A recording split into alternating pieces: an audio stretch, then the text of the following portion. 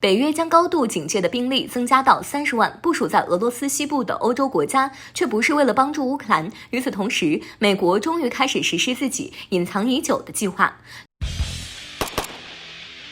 据英国媒体报道，北约准备将兵力增加到30万，并部署在北约东部，以防止俄罗斯入侵。北约秘书长还说，如果俄罗斯入侵波罗的海国家，他们要确保自己有能力反击。俄罗斯对此是一头雾水，不知道泽连斯基听到消息后会不会有一种想哭的冲动。为什么这么说呢？首先，俄罗斯并没有表示要入侵北约国家，也不会入侵北约国家。北约目前有30个国家，按照北约第5条规定，只要其中一个国家被入侵，就等于所有国家被入侵。俄罗斯还没有傻到同时跟30个国家开战，而且对于俄罗斯来说，这场特别军事行动的目标就是顿巴斯地区，这里有丰富的煤炭资源和成熟的工业体系，拿下顿巴斯地区就能大伤乌克兰元气，加速其投降的速度。节外生枝意味着更庞大的军费开支，俄罗斯国力也不允许。按照俄罗斯官方公布的数据，尽管到目前为止，俄罗斯在军费一项虽有盈余，但多出来的钱都是靠大幅削减社保福利来的。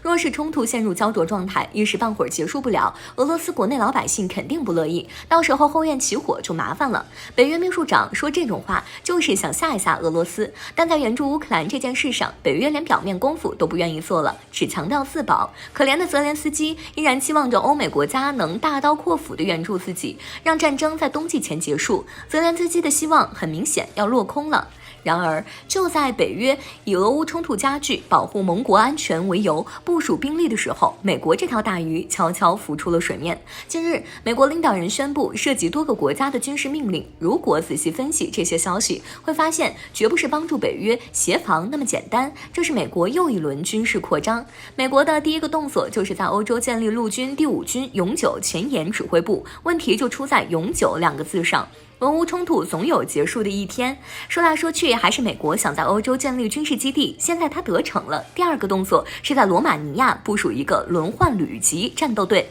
尽管美国解释说不是长期部署，是轮换的，但是士兵服役本身就有年限，服役到了退役再让新兵补上，是不是也符合轮换的说法呢？中华文化博大精深，美国在中国人面前玩文字游戏是打错算盘了。而且北约本就是以美国为首的军事同盟，派谁不还是美国说了算？轮换驻扎和永久驻扎真心没多大区别。除此之外，美国还向英国派遣了2个 F-35战斗机中队，德国、意大利也有军事安排，驻扎在西班牙的海军基地也将增加2艘新驱逐舰。美国借俄乌冲突制造的恐慌，做了很多以前做不到的军事部署，这狐狸尾巴藏得可够深的。然而，俄罗斯也不惯着美国，其官方发言说美国这些做法吓不倒自己，无论什么时候，俄罗斯都会确保自身安全，任何想侵犯俄罗斯的国家都将付出惨痛代价。